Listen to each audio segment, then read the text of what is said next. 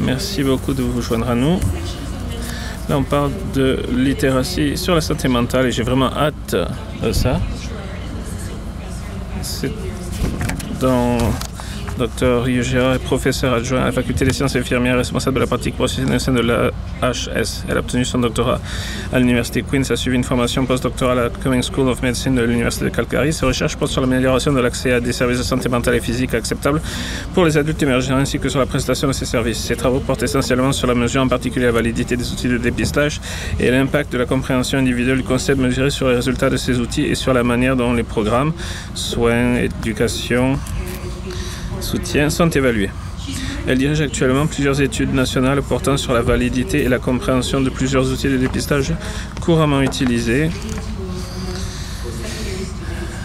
parmi les étudiants de l'enseignement postsecondaire, ainsi qu'une étude multisite portant sur la compréhension de l'échelle d'autocompassion parmi les femmes et les jeunes filles. Si ça touche les jeunes femmes et les femmes, ça m'intéresse. Les autres domaines de travail comprennent l'évaluation de programmes, le soutien par les pairs et la pratique infirmière. Dr. Velmovich est spécialisé dans l'exploitation des technologies numériques avancées en matière de santé, notamment les grands modèles de langage, l'apprentissage automatique et les dispositifs mobiles vêtements, afin d'améliorer les résultats des soins de santé. La sécurité des patients est titulaire d'un doctorat en sciences de la santé publique de l'Université de Waterloo et d'une maîtrise en informatique de l'Université catholique pontificale de Rio de Janeiro. Il est actuellement professeur adjoint à l'Université de Toronto et associé scientifique au Center for Digital Therapeutics. Et je pense qu'on a déjà parlé du rôle de l'Internet, des médias sociaux, de l'intelligence artificielle, les programmes de discussion. Et ça, c'est vraiment très important et j'ai vraiment hâte d'entendre ce qu'ils ont à dire.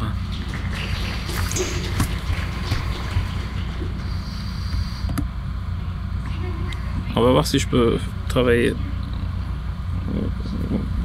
Vous faites partie de l'étude sur la compassion qui est très bien financée par la Société d'hémophilie du Canada. Je ne sais pas du tout. Oh, regardez ça. Donc, je vais commencer à dire. J'aime pas vraiment parler en public, c'est pas partie de mon travail, donc je parle vite. Mes mains vont très rapidement dans tous les sens. Donc, désolé si vous pouvez pas m'entendre. Au niveau de la divulgation, financement de la recherche par CSL Behring. Donc j'aime beaucoup cette citation.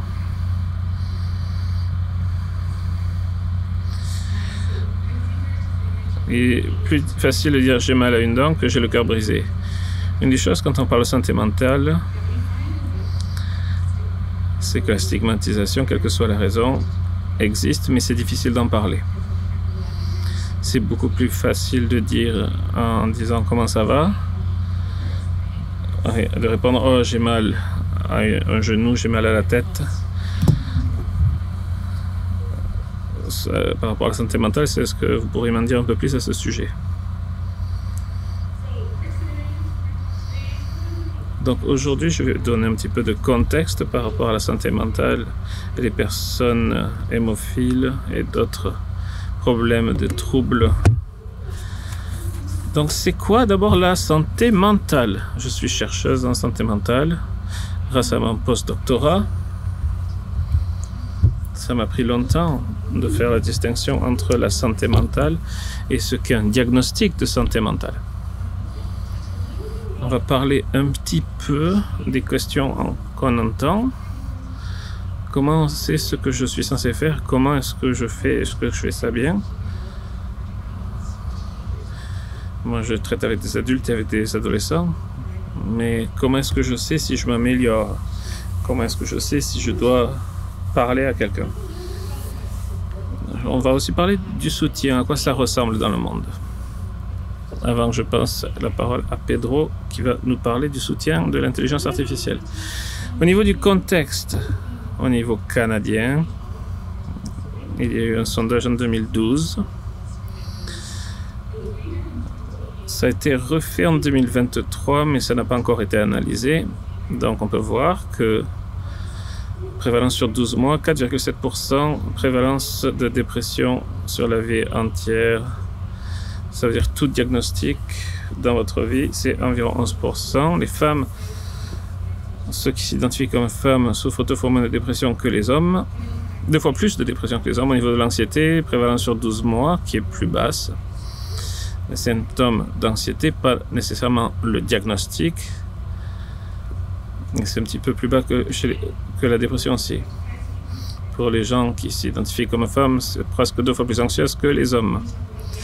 Quand on parle des populations plus jeunes, nous savons qu'1 sur 7 a des troubles mentaux au niveau mondial. Ce sont des symptômes, ce ne sont pas des diagnostics. Les personnes souffrant de troubles médicaux chroniques ont un risque plus élevé de développer une dépression majeure, avec plein de jolis chiffres pour renforcer tout ceci. Nous savons que les patients avec des troubles médicaux chroniques ont de dépression ou d'anxiété en tant que conséquence. Si quelqu'un vient à notre clinique avec un diagnostic de problèmes de santé mentale, en particulier dépression et anxiété, ça risque de s'assurer de s'intensifier quand on leur donne le diagnostic. Ça veut dire que s'ils n'ont pas de diagnostic avant, s'ils ont des symptômes, le risque d'obtenir un diagnostic est augmenté aussi à ce point-ci. Les hémophiles ont un risque accru de dépression et d'anxiété par rapport à la population générale. Il y a une étude en 2023 qui a été faite qui montrant que 64% des personnes atteintes de la maladie de von Willebrand ont signalé des symptômes de dépression et 58% des symptômes d'anxiété. Et donc, dans le monde de la santé mentale, il faut faire la différence entre les symptômes et le diagnostic, parce qu'avoir des symptômes vous met un risque plus élevé de développer un diagnostic, mais ce n'est pas la même chose. J'ai dû l'apprendre, ça aussi. Oui. Le point le plus important quand on parle de littératie de la santé mentale,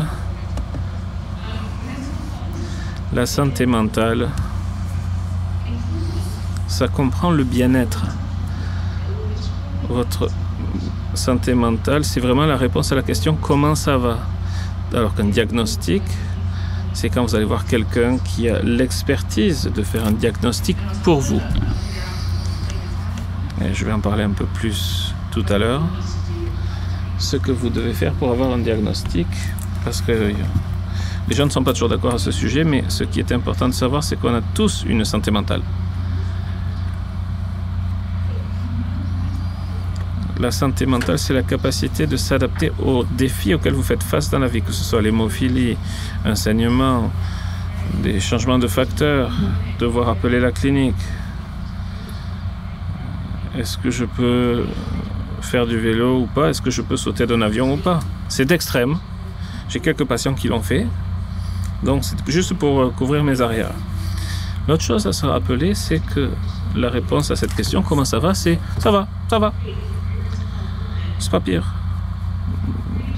Et je suis sûr qu'on a des cas où la santé mentale n'était pas très très bonne, mais on disait non, ça va très bien, je vais réussir à finir la journée. La santé mentale, c'est différents états. Et ne pas se sentir bien, ça fait partie de la santé mentale. C'est lorsqu'on ne se sent pas bien et que ça commence à avoir des interférences avec votre vie qu'il faut commencer à faire quelque chose. Il faut que vous commenciez à parler à quelqu'un, d'avoir du soutien, de voir si vous devez aller voir quelqu'un pour un diagnostic ou pas. Donc cette pyramide, elle est géniale.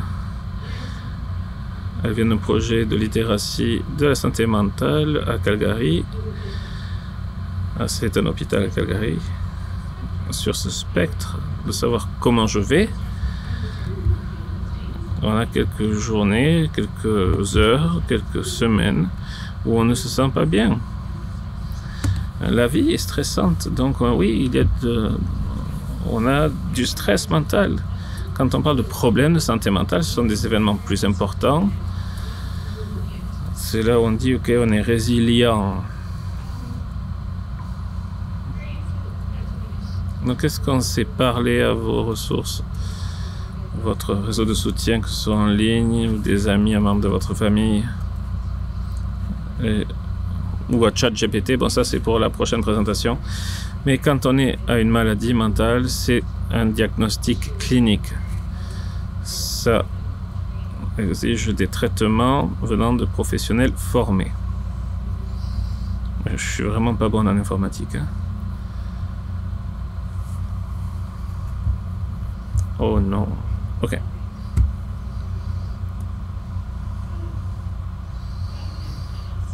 Donc comment est-ce que je sais comment je vais? Pour ceux qui sont sur Internet, faites une recherche Google. Comment je sais si j'ai une dépression, si je suis content? Comment est-ce que je sais si je suis en bonne santé? Moi aussi, je le fais. Et donc, vous faites une recherche Google et vous avez tout ça. Des auto-évaluations, dépistage gratuit de la dépression. Ça, c'est génial quand on voit ça. On est à un point dans la société où on trouve acceptable de chercher ce genre de renseignements. C'est énorme. Ce qu'on doit retenir, c'est que les outils ne sont pas des diagnostics. Ils ne peuvent pas nous diagnostiquer. Quand on arrive dans les soins primaires, au niveau des soins infirmiers, j'étais dans une conférence aux États-Unis, ils parlaient du fait qu'ils ont fait un outil de dépistage et on a demandé aux médecins de prescrire des médicaments. Et là, je me suis dit, non, mon Dieu, non! Ces outils de dépistage ont un objectif très important, c'est d'ouvrir la conversation. On a la vidéo qui fonctionne maintenant, si vous voulez qu'on la joue. Non, ça va, je vais continuer. Au niveau du temps aussi. Si vous voulez, on peut la jouer. Merci, mais vous êtes bloqué avec moi maintenant. Donc ces outils de dépistage sont très importants à faire parce qu'ils peuvent lancer une conversation. Mais ce qu'il faut retenir dans tout le travail que je fais, je le vois, c'est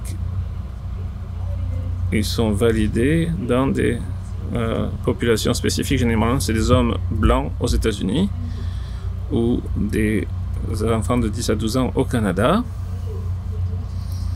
Donc, ils ne prennent pas en considération le contexte des questions posées. Une question commune sur l'échelle d'anxiété, c'est au cours des 2 dernières semaines, est-ce que vous vous êtes senti tellement anxieux que vous n'avez pas pu vous endormir? Peut-être, mais il n'y a pas de contexte. Est-ce qu'il y a eu un événement important dans votre vie qui a mené à ce point-là, à cette anxiété, ou pas? Donc, des choses à chercher. Ça, c'est le GAD-7 au niveau des soins primaires. Si vous allez voir votre médecin de famille, et peut-être que vous aurez ce genre de questions par rapport à l'anxiété. Vous répondez aux questions, vous les ajoutez, et avec le score, vous avez ou pas une anxiété. Non, ce n'est pas un diagnostic. Ça, c'est juste un dépistage pour dire vous êtes à risque d'être diagnostiqué. Il faut que vous parliez à quelqu'un. Encore une fois, il y en a plusieurs. Il y a le PHQ-2 qui est vraiment un formulaire très court pour la dépression. Si vous regardez ça, et faire ça quand quelqu'un dit « Ok, je pense que vous êtes dépressif. Vous avez répondu à 2 questions. » Il n'y a aucun contexte. Ça sert à démarrer la conversation pour dire c'est acceptable de parler de bien-être mental et de santé mentale, mais ça dépasse vraiment ce qui devrait être fait. Et où est-ce que vous êtes au niveau de l'échelle de la qualité de vie? Mais il y a tellement d'échelles, c'est laquelle qu'on est censé utiliser. Donc une partie de la littératie de la santé mentale, c'est savoir ce qu'est la santé mentale, savoir ce qu'est le bien-être mental, les différents outils que vous pouvez trouver sur Google, que votre médecin de famille pourrait utiliser, et leur objectif.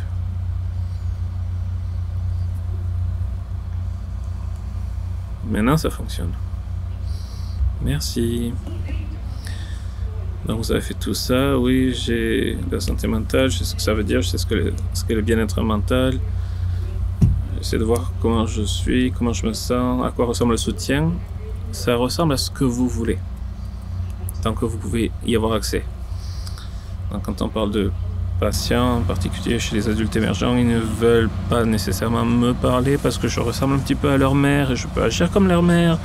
Et mes expressions faciales, c'est vraiment le visage de maman que je fais parfois. Et ma fille non plus ne veut pas me parler, je comprends. Donc le soutien ressemble à ce que vous voulez. Que ce soit aller en ligne et faire une recherche Google en disant « Hey, je me pose des questions par rapport à mon anxiété ». Parfois, ça donne de la force aux patients qui peuvent dire « J'ai fait ça ». Je peux mettre un nom sur ce que je ressens, des mots sur mes mots. Mais ensuite, je peux aller voir un médecin, voir un soutien des pairs, voir mon infirmière clinicienne. Et là, j'ai des mots pour dire comment je me ressens, comment je me sens. Ou ce qu'on entend d'étudiants postsecondaires, ça leur donne aussi un moyen de faire un suivi pendant les examens. Ils ne veulent en parler à personne. Encore une fois, j'ai mon visage de maman. Mais ils veulent pouvoir faire le suivi pour s'assurer qu'ils y arrivent quand même. Et donc, ils utilisent les outils de sélection, de dépistage, pour savoir si leurs symptômes s'améliorent ou empirent. Donc, ça leur donne plus de pouvoir. Donc, ces outils ne sont pas nécessairement mauvais, mais savoir à quoi ils servent est le plus important. Y réfléchir de manière critique.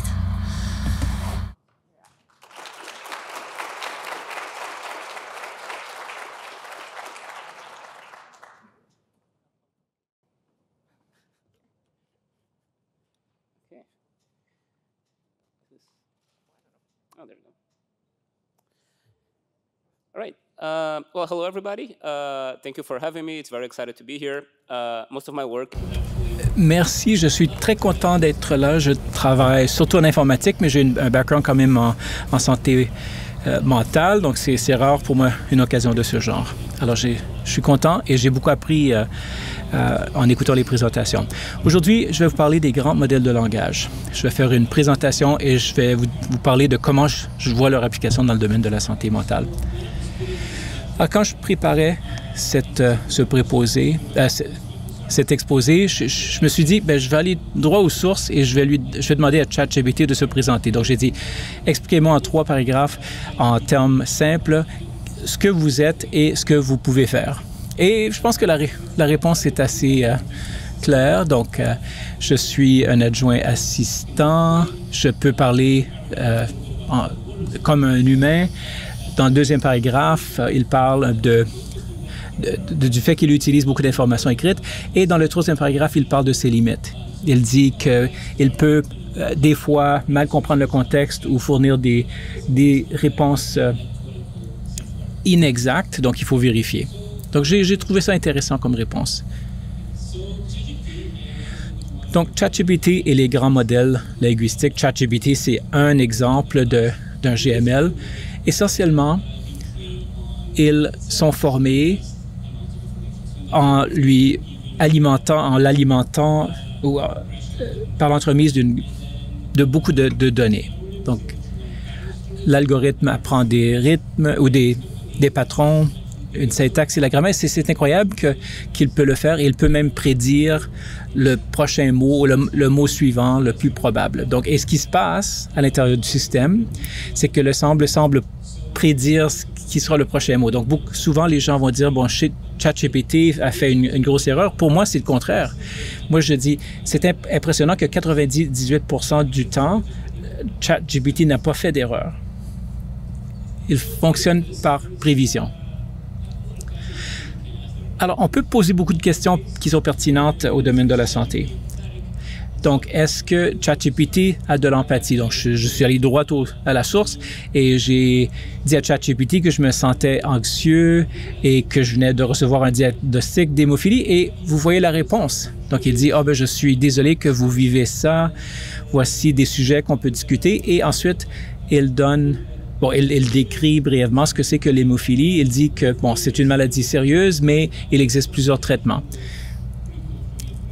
Alors, c'était rassurant, mais tout ne va pas bien. Donc, je reposais la question, j'ai dit, OK, je pense peut-être me faire mal.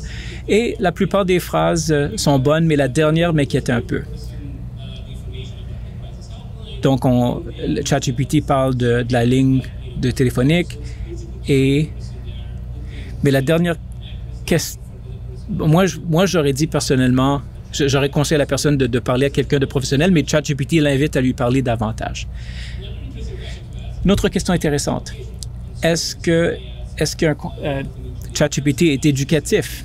Donc, j'ai mis des coquilles et, il a pu comprendre la question malgré les coquilles. Ce ne sera pas toujours le cas peut-être, mais en parlant de dépression, il est allé chercher des renseignements bien fondés en ligne.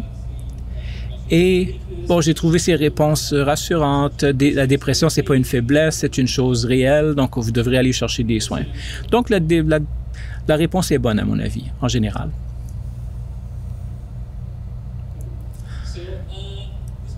Alors, malgré leur capacité, les gemelles sont encore imparfaites, comme on a vu dans les exemples que j'ai préposés. Une des plus grandes inquiétudes, ce sont les hallucinations. Donc ici, on voit un exemple de quand Google a présenté l'outil. L'outil disait aux gens de manger des roches. Bon, Google a corrigé l'erreur assez rapidement, mais c'est inquiétant que ça ait pu se produire et vous pouvez aller voir le lien et vous verrez d'autres exemples de choses loufoques qui sont arrivées. Alors, les hallucinations sont rares, mais elles se produisent quand même. Il y a aussi, parce que ces modèles sont basés sur l'Internet, bon, il y a des préjugés qui existent dans l'Internet. Donc, ChatGPT ou ces modèles font la promotion de ces préjugés-là. Si vous posez la même question 2 fois, ben, vous allez peut-être recevoir une réponse différente. Donc, comment s'assurer que ces modèles fournissent toujours la bonne réponse, surtout dans les domaines de soins de santé quand c'est important. Ça dépend aussi de la manière dont on pose des questions. Si on change un mot, ça peut changer la réponse complètement. Les modèles sont puissants, mais ils ont quand même des limites. Il y a aussi d'autres cas d'utilisation où les GML peuvent être utiles. Donc, voici un survol. Il y a beaucoup de cas. Je ne pouvais pas tous les mentionner sur la diapositive, mais il y a quelques exemples où la synthèse d'informations médicales est prise de notes. Donc, ces modèles fonctionnent assez bien pour produire des résultats. Une étude récente que les résumés générés par les GML étaient meilleurs que des résumés produits par des humains, même si les modèles inventaient de l'information parfois. On peut utiliser ceci aussi pour les diagnostics aussi. Donc, les GML ont utilisé pour le diagnostic comme... Et ce que j'entends, c'est que ces modèles sont bons pour diagnostiquer des cas rares, mais pas tellement bons pour les affections les plus communes. Mais c'est anecdotique et c'est basé sur mes conversations avec des experts. Alors, il faut être prudent. On a critiqué ces études. On demande aux humains de se comporter comme des machines plutôt que le contraire. Alors, ces modèles les êtres humains ont tendance à ruminer, à consulter d'autres personnes. Mais quand on donne tout simplement un scénario, c'est injuste. Bon, les réponses fournies par les humains, on ne peut pas comparer les modèles et les êtres humains. Bon.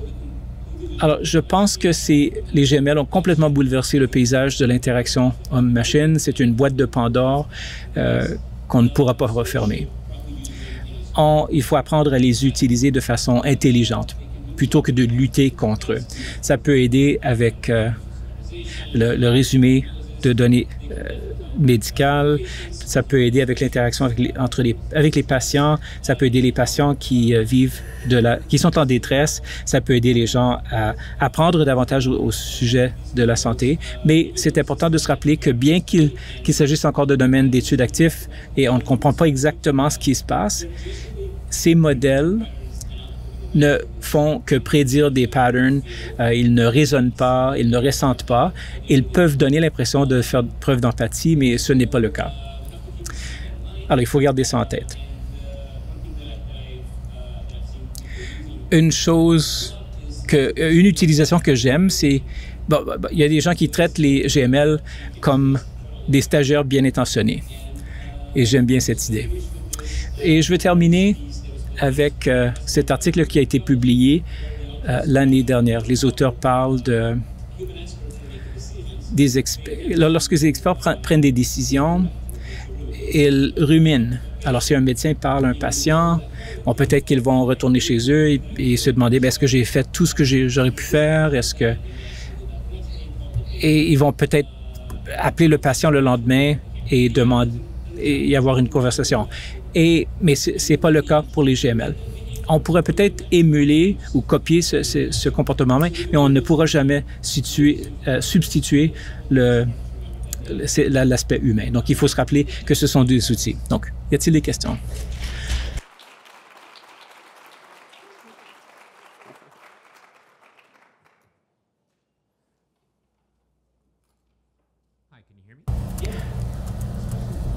Cette question est pour Dr. Hughes.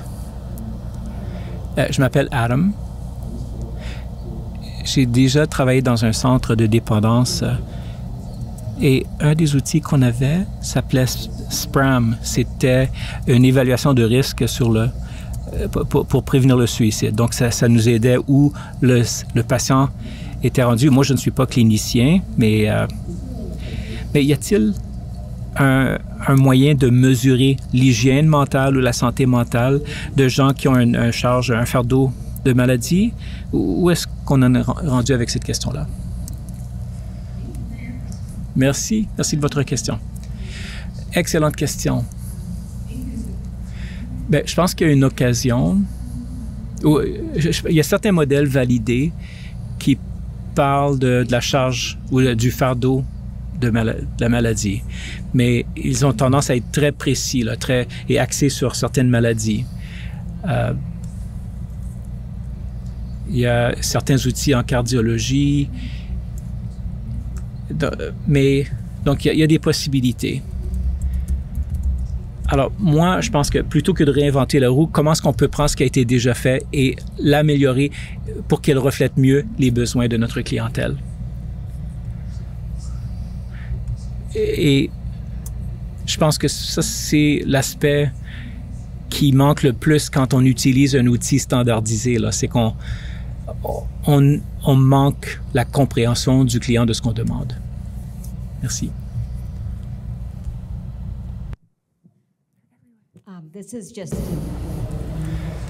Moi, j'ai une question sur les GML. Quand vous utilisez ChatGPT, est-ce que ChatGPT a accès à des plateformes payées ou payantes? Nous, on utilise UpToDate, donc est-ce que ChatGPT va fouiller dans ces sites-là, des sites pour lesquels il faut un abonnement, pour obtenir cette information?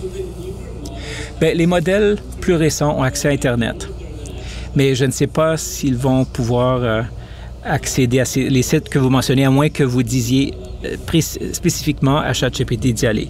Mais vous pouvez programmer ChatGPT, mais ChatGPT, la version générale, les modèles plus modernes, peut-être, mais il faudrait peut-être lui demander précisément d'aller voir ce site, les plateformes que vous mentionnez. Juste un commentaire.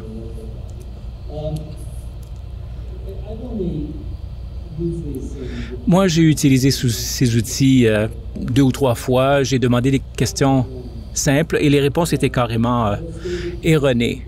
Mais ChatGPT parle avec beaucoup de confiance et je trouve que c'est très dangereux. Bon, on a lancé récemment ChatGPT 4.0 et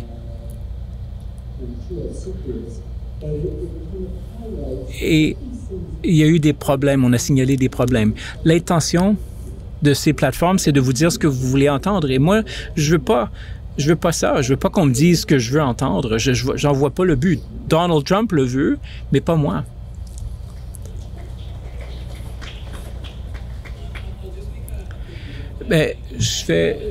Moi, je suis entièrement d'accord. Moi, j'enseigne un cours et une de mes inquiétudes, c'est que les gens vont utiliser l'outil, donc je vais permettre l'utilisation, mais je vais montrer aux étudiants comment l'utiliser.